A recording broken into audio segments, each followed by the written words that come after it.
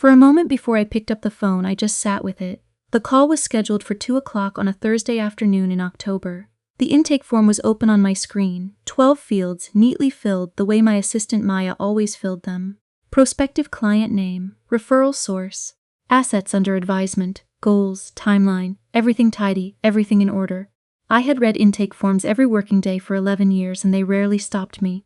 This one had stopped me since 8 that morning, when Maya had left it in my inbox with a note that said, "New inquiry, warm referral from the Callaway Group, seems motivated, scheduled for 2 p.m. Thursday, confirmed." I had read the name on the form 3 times before I closed my laptop and went to get coffee I didn't want. The name on the form was Sandra Langston. "My name is Vera Langston. I am 36 years old. Sandra Langston is my stepmother. She has not spoken to me in 9 years. She believes, to this day, that she won. I have not corrected her. Until that Thursday afternoon, I hadn't needed to. This is that story. I want to tell you something before I go any further. I want to tell it to you now, before the backstory, before the estate documents, before the 9 years of silence, and the career I built inside that silence. Because what happened on that phone call at 2 o'clock on a Thursday was not something I planned. It was something that arrived, scheduled itself, filled out a 12-field intake form, and sat in my inbox waiting for me to decide what to do with it. And what I decided, sitting at my desk at 1:57 with 3 minutes to go, was to pick up the phone and simply be who I was. Nothing more, nothing less. Just Vera Langston of Langston Meridian Wealth Management, answering a call from a prospective client who had no idea who she had called. If you have ever been written out of something that was yours, a family, an inheritance, a future that someone decided you did not deserve, and you have had to build your way back to yourself entirely alone, I need you in the comments. Drop your location and the time it is where you are. Subscribe if you haven't already, and stay in this room with me, 'cause what comes next took me 36 years and I would like you to hear all of it. I grew up in a house in Charlottesville, Virginia, that smelled like old paper and good wood, and the particular indoor quiet of a home where a lot of reading gets done. My father, Robert Langston, was a professor of economic history at the University of Virginia for 34 years. He was a tall, deliberate man who spoke in complete sentences and took long walks in the evenings and believed, with the consistency of someone who had studied enough history to know better and chosen to believe it anyway, that institutions were essentially trustworthy and that people were essentially good. He was wrong about both in the end, but he held the belief with such genuine warmth that it was impossible, for most of my childhood, to want to argue with him. My mother, Caroline, died when I was 7 years old. Ovarian cancer, diagnosed in February, gone by September of the same year. I have 5 clear memories of her and approximately 40 photographs and the specific sensory detail of the way her hand felt when she held mine, large and warm and unhurried, the hand of someone who was never in a rush to let go. My father did not remarry for 11 years. He dated occasionally, in the cautious manner of a man who felt guilty about it, and then in the spring of my senior year of high school, he met Sandra Poole at a faculty dinner, and by the following June they were engaged. Sandra was 51 when she married my father. He was 62. She was a development officer at a private arts foundation in Richmond, which meant she was skilled at cultivating relationships with wealthy people and asking them for money with a warmth that felt like friendship rather than solicitation. She was elegant and composed and socially fluent in the specific way of women who have spent decades in rooms where the right impression is a professional requirement. She shook my hand at the faculty dinner where my father introduced us. She looked at me with the measured assessment of someone taking inventory and said she had heard so much about me. I said something polite. She smiled. I was 17 years old and I was leaving for college in 3 months, and I made the mistake of deciding, quickly, that Sandra was not my problem. I went to Georgetown in the fall. I studied finance, which my father found slightly bewildering and entirely supportable. He bought me my first and said he expected to understand none of it and was proud of me regardless. I called him every Sunday evening. We talked for 40 minutes on average. He asked about my coursework and my friends and what I was reading that wasn't assigned. He almost never mentioned Sandra in those calls, not because she was absent from his life, but because our calls had a shape that predated her, and we both, I think, preferred to keep it.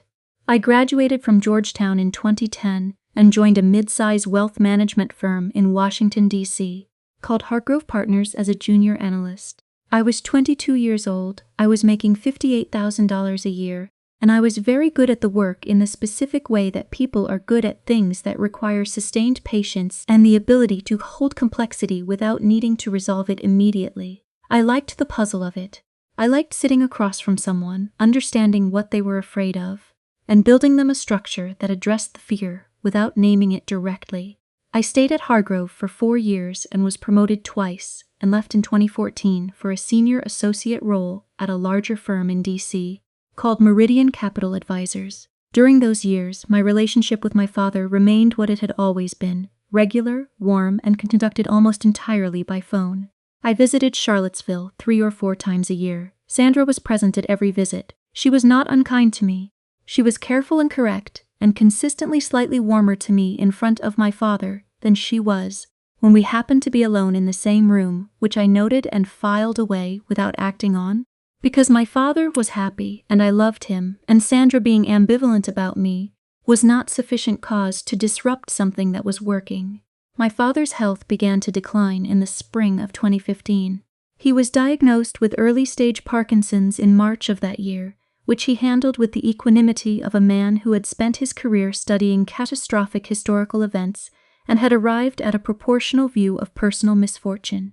He continued teaching through the spring semester of 2016, reduced his course load in the fall, and retired officially in December of that year. Sandra took a leave of absence from the foundation. She became, in the vocabulary my father used with unmistakable gratitude, his primary support.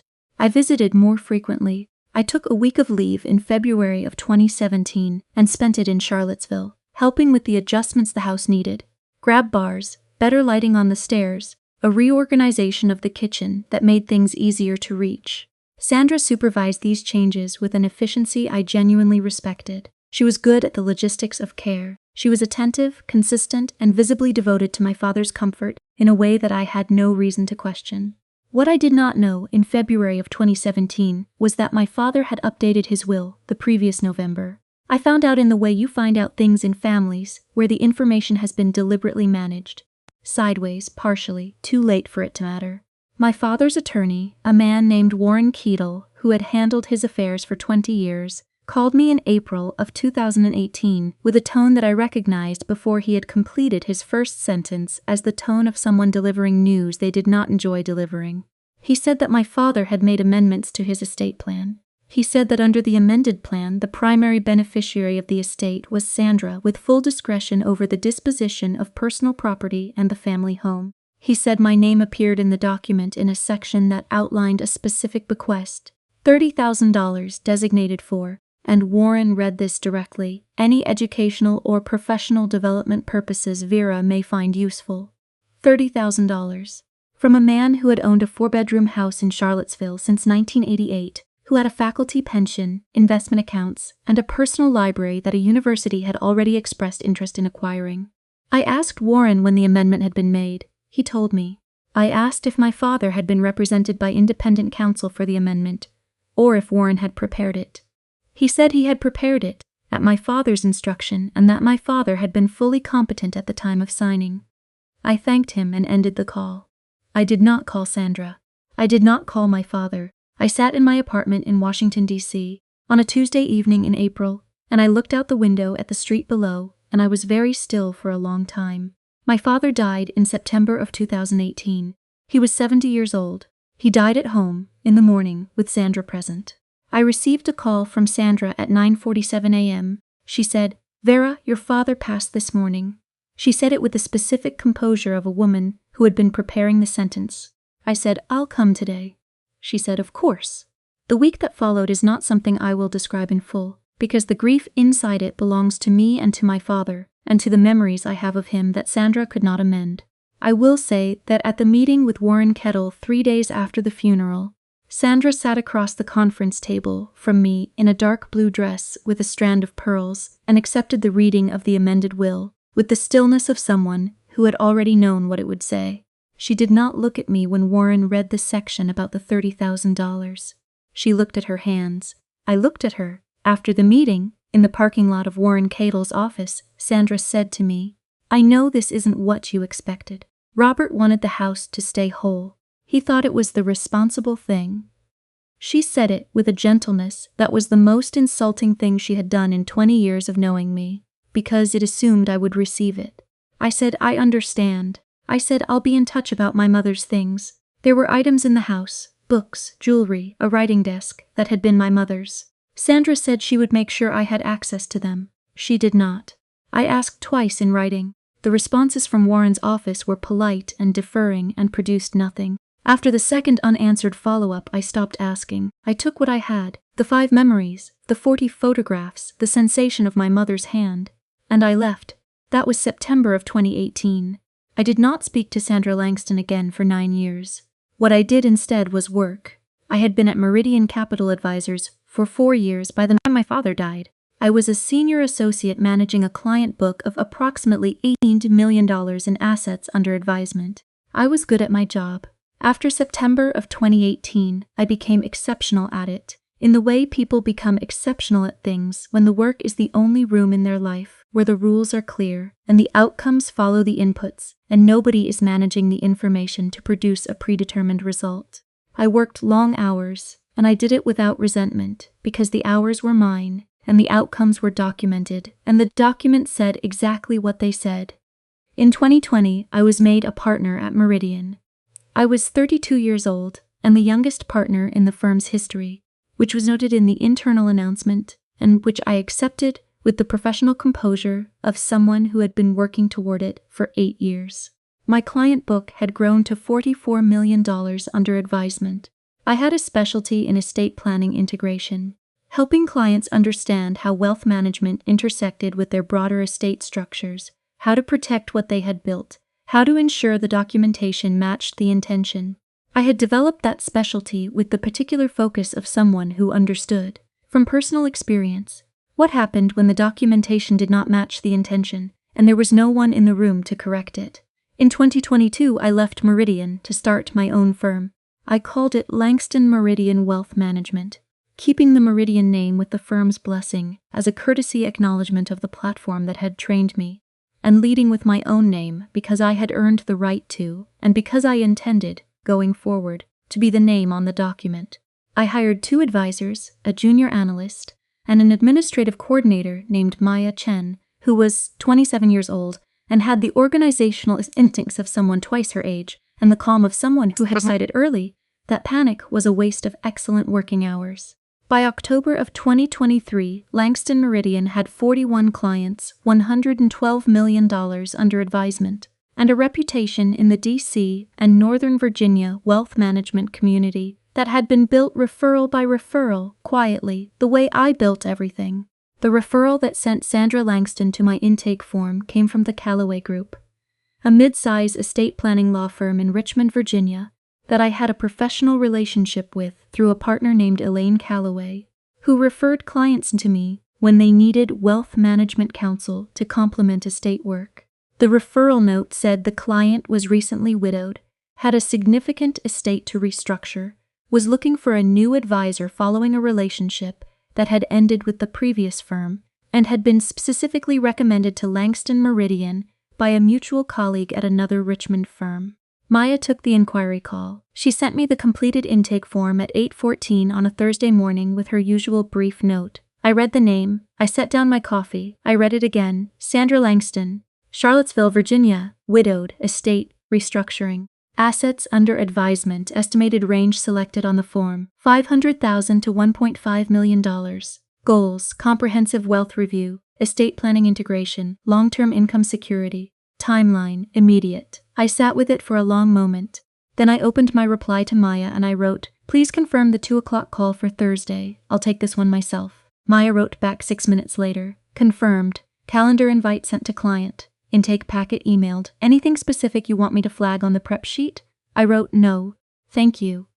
I prepared for that call the way I prepared for every client call. I reviewed the intake form. I looked at the referral context. I thought about what the client had said they needed and what they had not said, and what the space between those 2 things might contain. And then I did something I did not do for other client calls.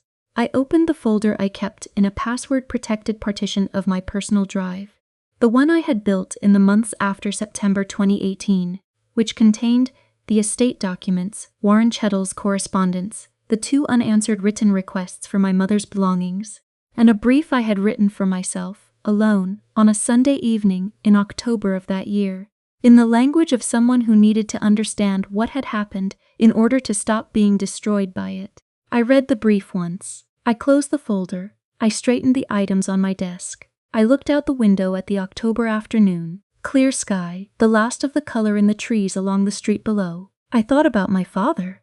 Not about the will, not about Warren Hadel's parking lot, not about the unanswered letters, about the Sunday evening phone calls, about the textbook, about the long walks. At 1:57, I opened the call interface. At 2 o'clock exactly, I clicked to connect. She answered on the second ring.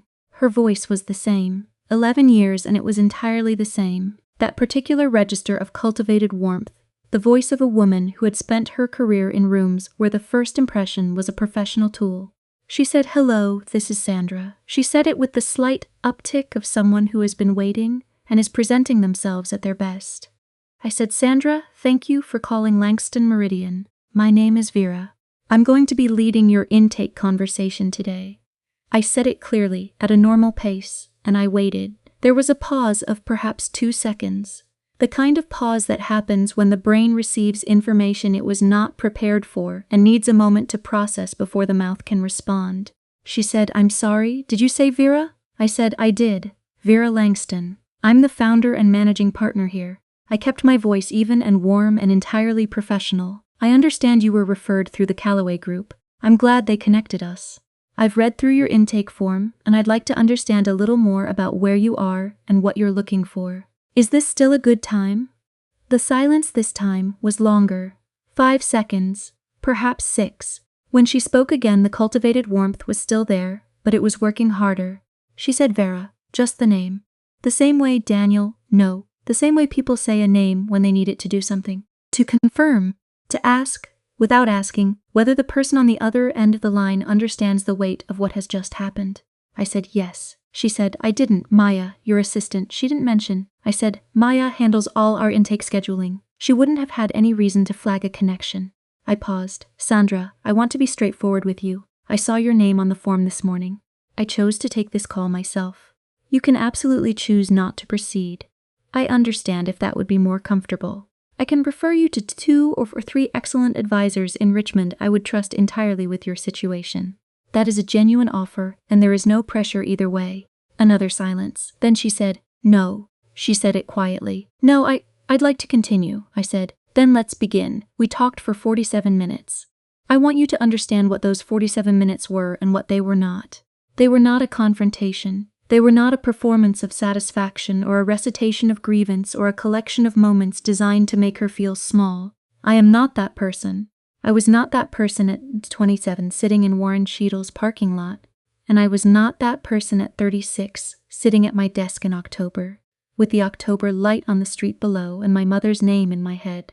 What they were was a professional conversation, conducted with complete competence, in which I asked Sandra Langston the questions I asked every prospective client and listened to her answers with the specific quality of attention I brought to every intake call, which is full, focused, and entirely without judgment, because judgment is not my job and it is not useful, and the people across the table from me, regardless of who they are or what they have done, deserve to be heard accurately if I am going to help them. And she was, I will say this plainly, in a difficult situation. My father had died with an estate that was less organized than she had understood it to be. There were accounts she had not known about, structured in ways that had created tax exposure she was now managing without guidance. The house in Charlottesville, the 4-bedroom house my father had owned since 1988, had appreciated significantly, and she was uncertain whether to sell or hold and what the implications of either choice were for her income picture going forward. She was 67 years old, widowed for 5 years, and she had been working with an advisor at a large national firm who had, in her words, never made her feel like he actually understood what she was trying to protect. She said that last part, and I held it for a moment. What she was trying to protect. I said, "Tell me more about that. What does protection look like to you right now, specifically?" She was quiet. Then she said, "I want to know that I made the right decisions. With Robert. With the estate. I want to know that what I did was that I took care of things correctly. It was, I thought, the most honest thing she had said in 20 years of knowing me. I said that's a meaningful goal, and it's one we can work towards systematically. I said it without irony. I meant it. The grief in her voice was real, and the uncertainty was real, and the desire to have done right by my father was, I believed in that moment, genuinely real. Even if her methods had not been, and even if the outcome had cost me something I could not recover. We finished the call. I summarized what we had covered. I told her I would have Maya send a follow-up with our standard engagement overview, and that she should take whatever time she needed before deciding how to proceed. I said it had been good to speak with her. She said, Vera. She said it differently this time. Not as a question, not as a negotiation, just the name. I don't know if you want to hear this. I said, you can say it. She said, I did think about you, after, more than you probably believe. She stopped. I don't think I handled things well. With your mother's things. I don't think I handled it the way Robert would have wanted me to. I sat with that. I said, I appreciate you saying so. I meant that too. Not fully. Not without the 9 years of it underneath. But in the part of me that had spent 11 years building something clean and documented and entirely mine, I meant it enough to say it without qualification. We ended the call. I sat at my desk for a long time after. The October light had moved. The trees on the street below had lost another degree of color. I thought about what Sandra had said, that she didn't think she had handled it the way Robert would have wanted. I thought about whether she was right. I thought about my father, who believed people were essentially good, and institutions were essentially trustworthy, and who had, in the end, signed a document that contradicted both of those beliefs in the specific case of his own daughter. I did not know, and would never know, how much of that document was his choice, and how much of it was managed. I had stopped needing to know somewhere around 2021, when I understood that the answer would not change anything I was building, and would only take up space I needed for other things. Sandra Langston did not become a client of Langston Meridian Wealth Management. She sent Maya an email 4 days after our call, thanking us for the conversation, and saying she had decided to work with an advisor closer to home, a woman in Richmond who had come highly recommended. The email was polite and brief and signed with her full name. I read it, I noted it, and I moved on. What I kept from that Thursday afternoon was not a victory exactly. I do not call it that. What I kept was the specific and clarifying experience of sitting in a room I had built, at a desk I had earned, with a name on the door I had put there myself, and receiving someone who had once held power over me as a prospective client seeking guidance from my expertise. I did not need her business. I did not need her apology. I did not need her to fully understand what the call had meant, or to name it, or to carry it the way I had carried the 9 years between September 2018 and that October Thursday. What I needed was what I had already made. The room, the desk, the name, the $112 million under my advisement, the 41 clients who had chosen me specifically and returned every year and sent me their referrals and trusted me with the most complicated and frightened versions of their financial lives. That was what the $30,000 had become. I want you to hold that for a moment. The $30,000 designated for any educational or professional development purposes Vera may find useful. I want you to understand that I did not touch that money for 2 years after my father died. It sat in a separate account, and I looked at it, occasionally, with the specific discomfort of someone who has been handed something that was meant to diminish them. And then in 2020, the year I made partner, I used it. I used every dollar of it.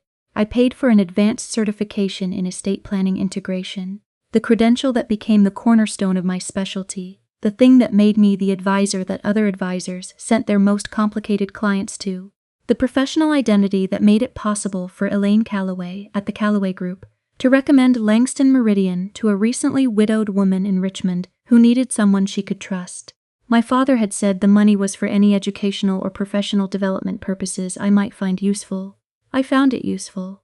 I found it, in the end, more useful than he could have known, or perhaps, and this is the version I prefer, on the evenings when I am being generous with the memory of him. Exactly as useful as he intended. I have a photograph of my mother on my desk at Langston Meridian. It is the clearest of the 40. She is standing in the kitchen of the Charlottesville house, in the morning, holding a mug with both hands, looking not at the camera but at something slightly to the left of it, and she is smiling at whatever that thing is with the full and unhurried warmth of someone who is completely at home. I have looked at that photograph every working day for 3 years. I brought it with me from Hargrove to Meridian, and from Meridian to this office. It is the first thing I put on the desk when I moved in. I do not have a photograph of the house. I have not been back to Charlottesville. I do not need to go. The house is Sandra's, the deed is Sandra's, the sage green walls and the old paper smell, and the evenings when my father took long walks are hers to manage and mine to remember. And those are different categories of ownership, and I have made my peace with which one I hold. What I want to say to you, and I mean this for anyone who is watching this and who has been given the $30,000 version of something that should have been theirs, is that the designation of the money does not determine what you build with it. The person who signed the document, the person who sat across the parking lot and said, "I know this isn't what you expected," they do not get to determine what you build with it. You get to determine that. You determine it in the evenings and the early mornings and the long, quiet stretches of professional focus when nobody is watching, and the only question is what you are willing to stay in the room for. I stayed in the room. For 11 years, I stayed in it. And on a Thursday afternoon in October, the room called me back, filled out a 12-field intake form, got scheduled by Maya, confirmed the 2 o'clock, and I picked up the phone and I simply said my name. It was enough. It was more than enough. It was, in the end, the only thing I had ever needed to say. If you have ever been handed the diminished version of something that should have been yours, the $30,000 instead of the estate, the title instead of the credit, the parking lot apology instead of the conversation that should have happened years before, I want to ask you this, not what you lost. I know what you lost. I want to ask you what you did with it.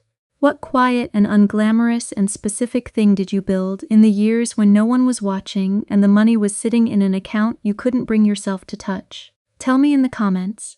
I will read everyone.